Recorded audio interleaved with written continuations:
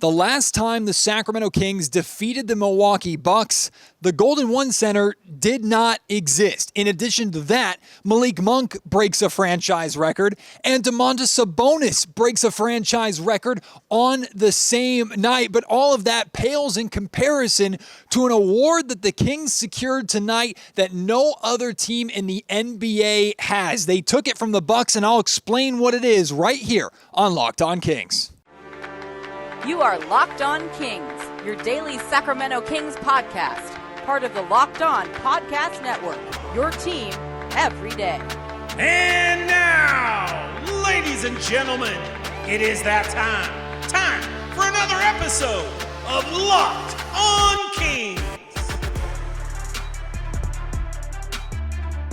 Hello and welcome into Locked On Kings, your podcast hub for Sacramento Kings coverage all season long. Today's episode is brought to you by Nissan. Are you the kind of driver that likes to push things a little further? Ever wonder what adventure could be around the next corner? Take the Nissan Rogue, Nissan Pathfinder, or Nissan Armada and go find your next big adventure. Check them all out today at nissanusa.com. My name is Matt George. I have the privilege of being your host here. I'm a Sacramento sports anchor and reporter for ABC 10 News. I'm not going to leave you on a cliffhanger. I'm going to tell you right away what I teased there in the intro. An award that the Sacramento Kings took from the Milwaukee Bucks tonight. That no other team in the NBA right now can claim that they have. It is owned by the Sacramento Kings. All my WWE wrestling fans out there, I know you'll appreciate this. The NBA title belt and new NBA belt champions are your Sacramento Kings. By defeating the Milwaukee Bucks tonight, they took the belt from the Bucks. Now, this is an award that is big here on the Locked On Podcast Network. It started by John Corrales, and the way it works, he's the host of the Locked On Celtics podcast. The way it works is whoever wins the NBA championship, they bring the title belt into the season with them, right? So the Denver Nuggets brought the NBA title belt into the regular season. But as soon as they lose a game, whoever defeats them takes the belt from them. And so on. The belt is passed around the league depending upon who beats the belt holder on any given night. Well, the Milwaukee Bucks were the champions. They had the belt until the Sacramento Kings defeated them tonight, blew them out tonight, 129-94. For the first time this season, the Kings are holding the belt. Now, I don't know why this isn't a real thing in the NBA, right? You may be rolling your eyes and laughing at it, but I think it's pretty cool. And I don't know why the NBA wouldn't want to partner with the WWE or make their own championship belt and have it passed around from team to team, have it go in the locker room of the winning team, and then it has to be handed over to the team or to the champion if they lose to the team who beat them, right? This is such a cool, easy thing for the NBA to do that makes a lot of sense and gives us even a little bit more interest in certain regular season games, right? And the belt can also pass hands, I think, in the playoffs as well, if I'm not mistaken. Or maybe it's a regular season award. I'm not quite sure about that. But regardless, the Kings own the belt right now. And it's perfect because we're in WWE terms. We're in WrestleMania season. Hopefully the Sacramento Kings can hold on to that belt for as long as possible.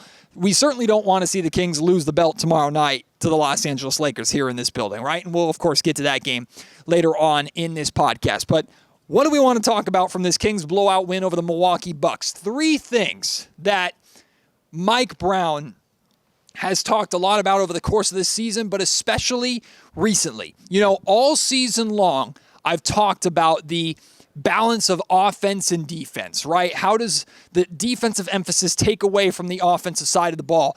Is Mike Brown fully aware or appreciative of what his roster is, how his roster is filled with offensive players? The offense is this Kings team's strength, and has the emphasis on the defensive end taken away from some of the Sacramento Kings' strength? I've talked about that a lot here on this Locked On Kings podcast, probably to the point of making some of you sick and tired of hearing it. Very recently, I talked about after the Houston Rockets game, the Kings continuing a really big problem with this team right now, which is giving up massive runs. And I thought that a big problem on those massive runs wasn't the defense, it's the offense. The other night against the Houston Rockets, the Kings score only 14 points in the third quarter, where the Rockets completely turned the game around and ended up winning that game. I focused a lot on offense versus defense, right? And not necessarily a blend of the two.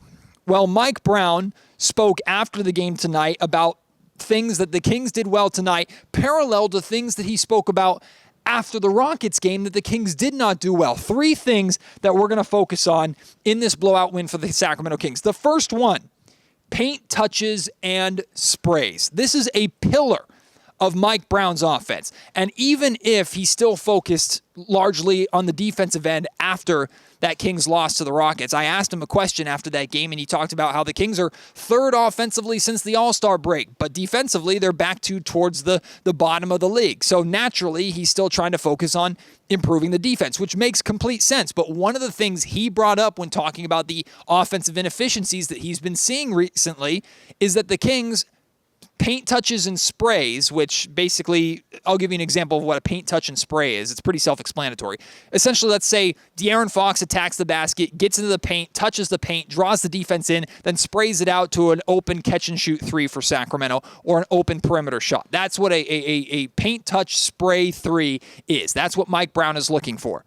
Mike and the Kings are looking for 20 paint touch spray 3-point attempts per game, not makes, attempts.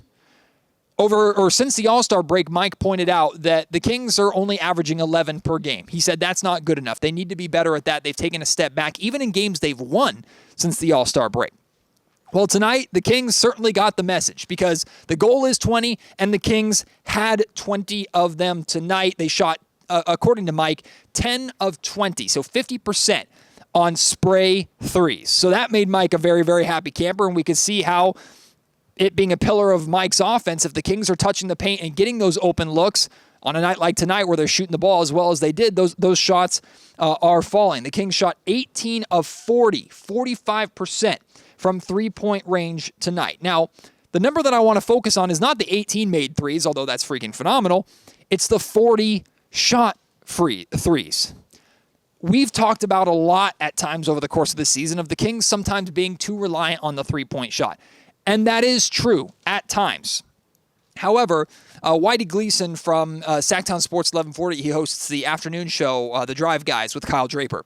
Whitey asked Mike a really, really good question after the game where he talked about that number of 3. Like, the Kings have not shot 40 or more 3-pointers in a game for quite some time. From one perspective, I actually viewed that as a positive thing because I thought, okay, the Kings are taking it inside more. They're trying to shoot and score around the rim more. However, Mike had a completely different view at it, and he's right.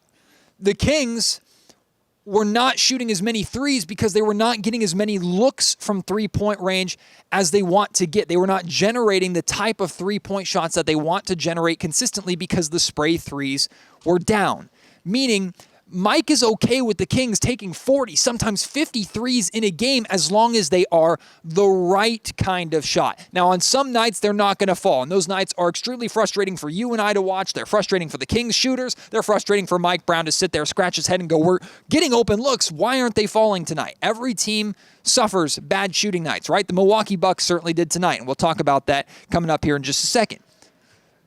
But Mike's point is, it's not the volume of threes necessarily, it's the quality of threes. And the Kings took 40 of them tonight because, again, 20 of them came off of sprays. Half of their 3-point attempts were the exact types of shot that Mike is trying to generate. And basically, he told Whitey, he said that those are, in his opinion, the easiest shots, 3-point shots you can get in basketball, because it's like someone standing under the basket, rebounding the ball for you and passing it out to you, and you can catch it and shoot it like you're warming up or playing a game of horse or whatever. It's like the most easy, fundamental 3-point shot you can take. Those are the shots that the Kings are trying to generate on offense by touching the paint and spraying the ball out, by drawing the defense in and making things as easy as possible for the shooters on the perimeter. So I really like that point from Mike Brown, and the Kings did a good job of that tonight. Plus, they had 34 assists as a team. A lot of that, again, had to do with the spray threes. The other part, or the second of the 3 parts that I want to talk about, stops leading to points. Now, this is something that I think I admittedly have lost sight of a little bit. Defense generates offense in a lot of ways. That's nothing new. I've talked about this. You've talked about this. That's kind of common sense in basketball. Basketball 101. If you get stops, you have a better chance to score, especially for a team that loves to get out and transition and fast break like Sacramento. But on these games where the Kings have been on the wrong side of massive runs, I focused on, hey, the shots aren't falling. The shots aren't falling. The Kings are missing. They're not in their offensive rhythm. They're not in their offensive flow. Mike's been focusing on the defensive end because he knows one of the best ways to get the Kings back into that rhythm and flow is by getting stops and getting out in transition. So I think that's important perspective to have because the Kings did a phenomenal job against the Milwaukee Bucks tonight. The Bucks shot 36% from the field, 18% from three-point range. We're going to talk more about that here in just a second. And 77% from the free throw line. They had 13 turnovers in this game. Kings did an excellent job forcing the Bucks to turn the basketball over, leading to 14 Sacramento Kings points. And, of course, creating turnovers and getting stops and defensive rebounds. Outlet passes, that means fast break opportunities. The Kings were dominant in the fast break tonight. An 18-5 fast break point advantage on the 10 fast break opportunities that the Kings had, or 10 fast break shots that they put up. They hit 8 of them, 80%. So they converted on 80% of their fast break opportunities tonight. That is Sacramento Kings basketball. That is their offense being created by the defense. So again, in theory, it's not always black and white or X's and O's, apples to apples, but in theory, if the Kings are on the wrong end of these big runs, by creating stops, forcing turnovers, securing defensive rebounds, and trying to push the tempo, if shots aren't falling or they're out of a rhythm in the half-court offense, they can use their transition offense to get themselves into a little bit more momentum. Of course, it also helps that you're attacking a defense that is not set in transition versus dribbling the ball up or walking the ball up and allowing the opposing team's defense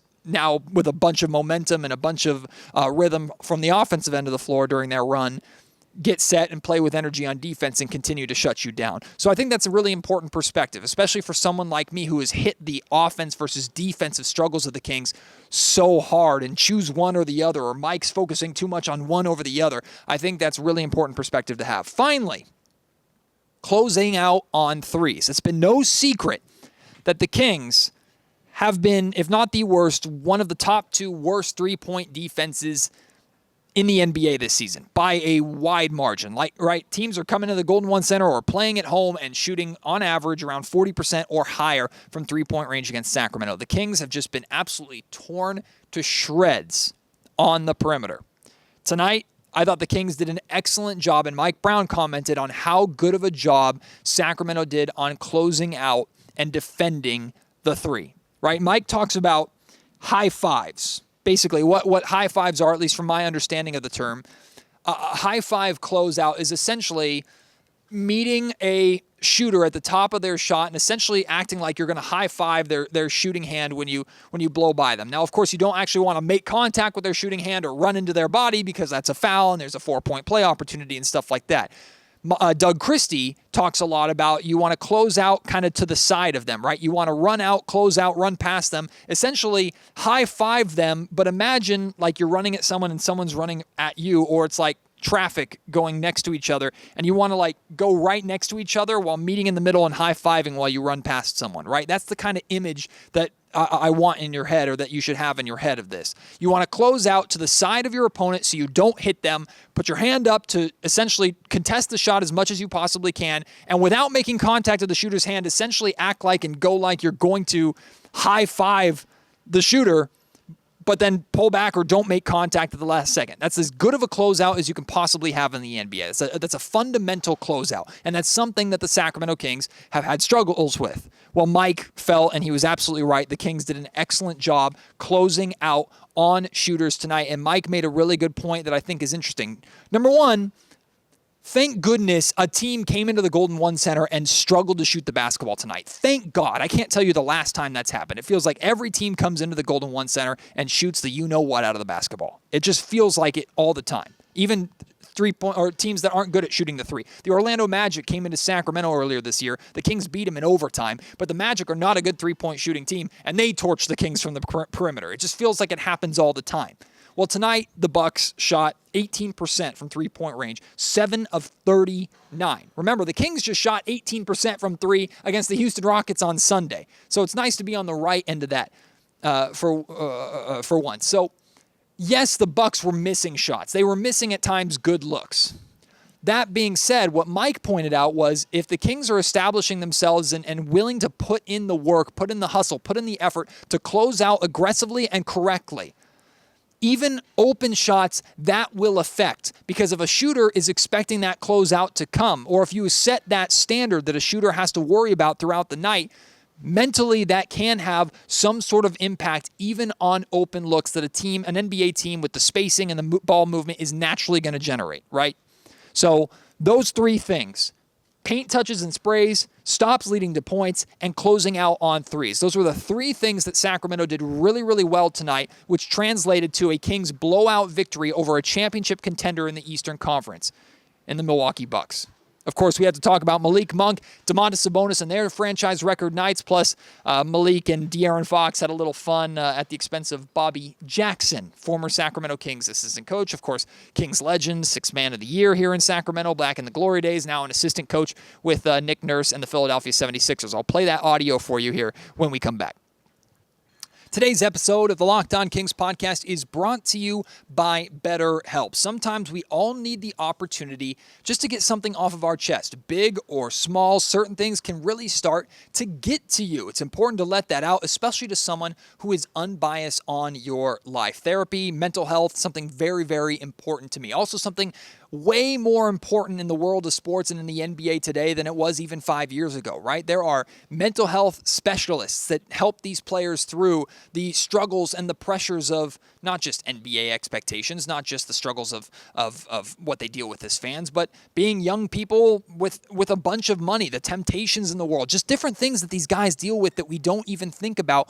They need the help to work through it, just like you and I need help working through things in our daily life that may not seem like a big deal, but I promise you, if you let it fester or you leave it unignored, it doesn't just become dust under the rug. It covers the entire rug, or it pushes the rug all the way up to the ceiling, right? I started seeing a therapist during COVID, and his name is TJ, and I still see him every single month. He is essential to my mental health, essential to my well-being, and has helped me out in so many different areas. If you're thinking about giving therapy a try, consider BetterHelp. Most of us have bigger problems, honestly, than our favorite team driving us crazy with the ups and down swings like the Sacramento Kings are putting us on, right? Give BetterHelp a try. It's entirely online, designed to be flexible and suited to your schedule. Visit BetterHelp.com/LockedOnNBA to get 10% off of your first month. That's BetterHelp, HELP.com/LockedOnNBA. Congratulations, Malik Monk and Domantas Sabonis. In no particular order, let's start with Malik Monk, because I guess Malik broke his franchise record before Sabonis broke his franchise record in tonight's game. But what record did Malik Monk break? He passed Bobby Jackson as the man with the most assists as a reserve in Kings franchise history. That number, I believe, was 630 assists. Now, Malik Monk has been here less than 2 seasons. Bobby Jackson was here a little bit longer than that, and Malik has already surpassed him. Congratulations to Malik Monk. Bobby was a part of the Kings organization last year. He was the head coach of the Stockton Kings and also worked with the Kings main roster in training camp and practices and things like that while Malik was here. So they already had an established relationship. I have no idea if that relationship predated Malik's time here in Sacramento, but they obviously know each other, and you're going to tell what their relationship is like by a clip I'm about to play for you here in just a second. But Malik was asked about what that accomplishment means to him and how that accomplishment came to be, because Malik came into this league known as a scorer and as a shooter. We know his struggles in Charlotte, where he began his career, went to Los Angeles, played, I think, a season? I can't remember how many years he was in Los Angeles, but he played in LA and really started to kind of revitalize his career. Then came here to Sacramento and has shown a playmaking side to his game that a lot of people did not know he had. He certainly is a significantly better playmaker than I ever knew that he was, as you can see by the assist totals that he racked up. Tonight he had 25 points, 5 rebounds, and 5 assists. But Malik says that he credits Mike Brown, and he credits the trust that Brown and this Kings coaching staff have put in Malik to allow him to be himself, to allow him to take such a important role off of the Kings bench. Malik is more than capable of being a Kings starter. We know this. Malik is the third or fourth best player, and he's the third best player on this Kings team. It's not debatable. He is. He's more than capable of being a starter, but Mike specifically, stubbornly refuses to start him and brings him off of the bench because of the essential role that Malik plays with the second unit as that distributor and essentially the second point guard, right? The Kings have Davion Mitchell. They have Keon Ellis. They have guys that can come off the bench and play the point guard role. But Malik is truly the secondary floor general on this Kings team. And he's shown that by the kind of the chaos that he plays with, but the flash and flare that he plays with, how great he is in the pick and roll with every Kings big man, not just Sabonis or Len or McGee, all of them, even Trey Lyles to some extent. And he credits Mike for kind of allowing him to be himself and trusting him in that position, trusting him with the basketball to make the right decision, to get his teammates involved, but also be the scorer that we know Malik is capable of being on any given night. Malik is an absolute runaway for sixth man of the year. It's not even close. I mean, he's going to win it by flying colors, and if he doesn't win it by a landslide, he should unanimously win it, to be honest with you. If he doesn't, then I'm going to be asking some questions of certain voters, so to say. Although, based off of the All-Star voting, I guess I shouldn't be too surprised by that, but the voters for awards should know better. Malik should absolutely be the sixth man of the year, and of course the Sacramento Kings need to worry about finding a way to make sure Malik Monk isn't going anywhere. Give the man the bag. Figure out how you can bring Malik Monk back. Use De'Aaron Fox and their relationship. Use as many pretty girls and dogs that Malik loves here in Sacramento to get him to stay. I don't know what it's going to take, but get Malik Monk to stay here in Sacramento, please God, because I don't know how the Kings replace him. But congratulations to Malik, and then, of course, congratulations to Domantas Sabonis. This one a long time coming. Sabonis set a franchise record with 47 straight double-doubles. That is insane. 47 consecutive double-doubles. That is nuts. And yet, Domantas Sabonis established it tonight. 22 points, very efficient, 10 of 14 from the field, 11 rebounds, 8 assists. One number here I want to talk about. It has nothing to do with those double-double numbers. To me, this is the most important number of the night. Congratulations, Sabonis, on the double-double record, right? I don't know if anybody's ever going to touch it, and he's going to keep growing it, right? That might get to the 50s. That might get to the 60s. I don't know. Like, Domas is not slowing down anytime soon, I think. 0 turnovers tonight for Domas. Why is that so important? Because on Sunday against the Houston Rockets, Domantas Sabonis turned the ball over 9 times. To go from 9 turnovers in a game, which is absolutely unacceptable, and he knows it, to 0 turnovers without changing what he does. It's not like Sabonis was hesitant on the offensive end to attack and move the basketball and play the way he normally plays because of how much he turned the ball over the game before. He was not afraid at all. He played the same way. He just took better care of the basketball, attacked when it was the right time to attack, distributed when it was the right time to distribute. He played the high basketball IQ game that Sabonis typically plays on a nightly basis. And that number is going to get brushed under the rug. In fact, you might not hear anybody else but me talk about that number. And that's fine. But it shouldn't be ignored. Because to me, that can at times be just as impressive as the double-double record. Right? To respond from a terrible game taking care of the basketball. And Sabonis has had a handful of them this season. A terrible game with 0 turnovers by not changing the way that you play, that's awesome. That's awesome for Domas. Plus, in addition to that, you know, I've mocked and brought up the comment before about people who question Sabonis' ability as a scorer. He's not a go-to scorer. The Kings are paying him this much money. The Kings want him to be an all-NBA caliber player or get all-NBA recognition, but he's not a go-to scorer. He tries to pass, and he's passive with the basketball, blah, blah, blah, blah, blah. Here are the last 15 games for Domantas Sabonis scoring-wise. You ready for this? 22 points. That was tonight. 25 points. 31 points. 16 points. 18 points. 21 points. Now 13 points. 14 points. So a couple back-to-back games there that that weren't good enough scoring-wise. 17 points, 22 points, 20 points, 35 points, 21 points, 17 points, 30 points. In the last 15 games, Domantas Sabonis has scored 30 or more points 3 times. In addition to that, he has 5 more games with 20+. So in the last 15 games, 8 of the last 15 games, Domantas Sabonis is scoring 20 or more points. Now, that shouldn't be a massive deal, and it's not, really. I'm not saying, like, oh, give him credit for scoring 20 points a night. Like, Sabonis is capable of doing that and should be doing that on this Kings team, right? He should be. With how much the ball is in his hands and how important he is to this Kings team, he should be doing that. So I'm not asking for him to get credit for something that he should be doing.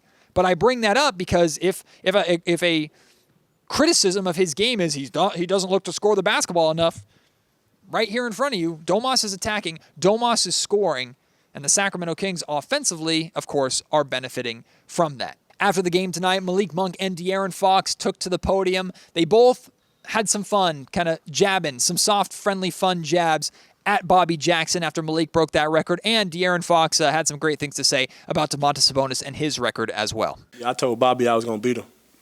And I told him that before as soon as I signed, I'm like, yeah, I'm going to beat your records, Bobby. I've been here 2 years, too. Mike trusted me. Him putting the ball in my hands, my teammates trusting me, knowing I'm going to make the right play. And like I said, that's just, if you want to play basketball, I think you want to be in a position like this. B-Jack wasn't trying to pass, so I was like Malik, you should have got that. But no, he's been great for us. Ever since he's been here, I think he's expanded his game. I don't think people realize how good of a playmaker he was. One coming into the league, and then our first couple years in the league. But we've really given him that freedom, and I think he's done a great job with it. Like I said at the top of the show, today's episode of the Locked On Kings podcast is brought to you by Nissan. Are you the kind of driver that likes to push things a little further? Ever wonder what adventure could be around the next corner? Our friends at Nissan have a lineup of SUVs with the capabilities to take your adventure to the next level. Introducing the 2024 Nissan Rogue. It's perfect for city drives and for great escapes. Class exclusive Google is built in as your always updated assistant to call on for almost anything. Gone are the days of connecting your phone. Google Assistant, Google Maps, and Google Play Store are all built right into the 12.3-inch HD touchscreen infotainment system in the vehicle. The 2024 Rogue is the perfect mid-sized crossover for your next adventure. Or maybe you want a little bit bigger than that. How about the Nissan Armada? That 2024 vehicle will change the way you expect, or rather change what you expect from a full-size SUV. Picture a rugged 4x4 that can seat up to 8 in first class, luxury, and style. You can tow bigger and explore further in the 2024 Armada. Take the Nissan Rogue, Nissan Armada, or the Nissan Pathfinder and go find your next big adventure. Shop NissanUSA.com. Do you have a dictionary near you? If not, pause this podcast for a split second, go and find a Webster's dictionary or look it up on your phone and look up the word perfection or perfect. If you don't see a picture of Keon Ellis next to that word, throw that dictionary out because it's old and withered and dumb and it needs to be updated.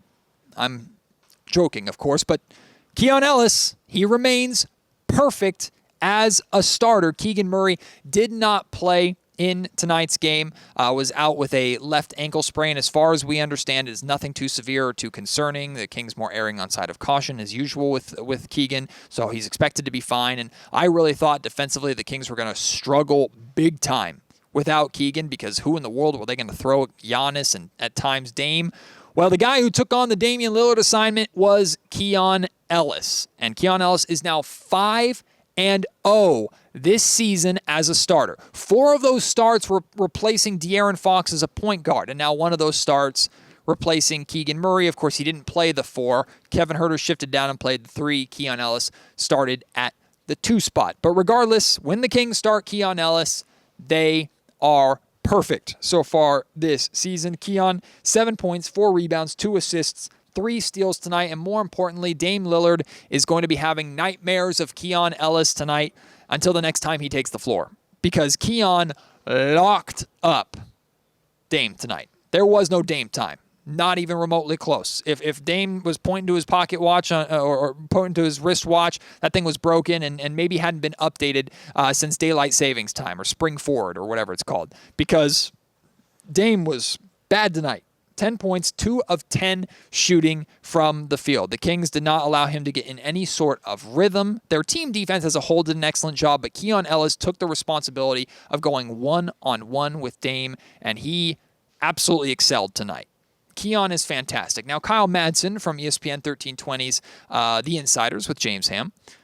Kyle asked Mike Brown after the game if this is a potential permanent change that Mike would consider, putting Keon Ellis into the starting lineup. Of course not for Keegan Murray. We would think it would be in place of Kevin Huerter. Kevin had a great game tonight, by the way. Got in a little bit of foul trouble, but shot the ball really, really well. So shout out Kevin Huerter. Mike said no. Mike said this is not something he's considering. He thinks his starting lineup, for the most part, has been doing an excellent job. And on top of that, he basically said, like, Keon is a guy that is just, he's so good that I can get him into the game in any situation and at any time. So now we got to hold Mike Brown to that, right? Davion Mitchell is playing very, very well in addition to Keon right now. And I love the fact that Mike is exploring more with 3-guard lineups and is getting opportunity for both of those guys to play at the same time. And for the most part, they're rewarding him. Now, Davion did not shoot the ball too well tonight compared to how he's been shooting the ball recently, but he still played fine. He played well. It was part of the good Kings defensive impact tonight. But I think Keon should be a lock for the Kings rotation for the remainder of this season. Whether Sasha Vezenkov comes back and is healthy or not, or Trey Lyles, who left this game with a knee injury, continues to play or not, whatever, regardless of the situation, like, Keon Ellis needs to be playing. So I'm going to hold Mike to what he said. Like, if you can find opportunity to play Keon all the time in any game when he doesn't have to start, then do it. Because he's too important. He needs to be out there and he needs to be playing. Speaking of Mike Brown and praising Keon, Mike had some amazing things to say about Ellis post-game, and I wanted you to hear these directly from Mike. Man, he's got an uncanny ability to defend the pick and roll, to be a great weak side help defender, strong side help defender. He's really elusive and really quick back to the ball. And what people don't realize is how long his arms are, and then he's got a motor where he just keeps pursuing, and you need to have that relentless attitude if you want to be a great defender or an elite defender, and he definitely has it, but he has a chance to be a special defender. You're talking about a young man that was on a two-way last year. I don't think he got drafted. He's on a two-way last year, and I said this before. I've been playing him, yanking him back, playing him, yanking him back, playing him, yanking him back, and he's just stayed ready, and he's been as steady as he can be, and so I'm happy for him. I'm happy that he's stepping up. I'm happy we rewarded him with a regular contract, and he's showing that he's more than worth what we gave him. So we're celebrating tonight. We're having a lot of fun. The Kings blew out the Milwaukee Bucks. It is awesome. The vibes are great. I also want to mention, too, I think it's really, really cool that Sacramento, at one point, there was a little bit of a concern with Milwaukee working their way back into the game, right? And during the third quarter, I believe, the Kings allowed the Bucks to get within, I think, 14 points. And I tweeted out, I was like, Bucks within 14. Uh-oh, here we go. Don't let this team wake up. Mike also pointed out post-game that the Kings ended the third quarter with back-to-back stops and then started the fourth quarter with 6 straight stops. So between the end of the third quarter and start of the fourth quarter, the Kings strung together 8 straight stops, which helped them kind of slam the door on any Milwaukee Bucks comeback attempt. Based off of how much the Kings have struggled to hold on to double-digit leads and maintain leads, especially 20-point leads on their home floor, you got to love that. Great to see. But now some of us, myself included, admittingly, we all have that little Kings demon on our shoulder, right? It's whispering into our ear, what's going to happen against the Lakers tomorrow? The Kings can celebrate this one until they wake up tomorrow morning and get right back to work, because they have a very important game against the Los Angeles Lakers team, who once again is nipping at their heels in the Western Conference playoff race. The Kings are still in 7th. They have not moved up to 6th, although they're biting at the Suns a little bit. The Suns, Mavericks, and Warriors all won last night, which sucks. So the Kings didn't get any help there, but at least they didn't make it worse by losing to the Bucks tonight. But the Kings have a chance to sweep the Lakers on the regular season. Plus, I need them to continue to beat the Lakers so that I can say that Domantas Sabonis is 10-0 against Anthony Davis, because that just is so much fun to be able to say. How are the Kings going to perform tomorrow? They did all this great stuff tonight, right? Will they carry it over tomorrow against Los Angeles? We'll have to wait and see. Some of us are concerned that they exerted all that energy tonight. It's that natural Kings skepticism or fear that we have, and hopefully the Kings can prove us wrong. But, of course, we'll see how they fare tonight. Actually, earlier today, I sat down with the Locked On Lakers host, the Kamenetsky brothers, sat down with both of them and did a preview of this game. So I know you probably don't want to go over and support Locked On Lakers, but I had a fun sit-down conversation with them. You can go and listen to our conversation and our full preview of Kings and Lakers over there if you want a little extra content to get you through the day and get you ready for the game. I highly encourage you to do so. And, of course, if you're going to the game tomorrow night, hopefully there are a lot more Kings fans than Lakers fans here in the building. But I'm at the top of Section 105. If you want to arrange to come see me, reach out to me on Twitter at MattGeorgeSack. Email me, mattgeorgesports@gmail.com. I would love to meet up with you and chat with you a little bit before the game or during halftime or something. Appreciate your support as always. Can't wait to have you join me on the next episode of Locked On Kings. Until then, my name is Matt George. You've been listening to the Locked On Kings podcast, part of the Locked On Podcast Network.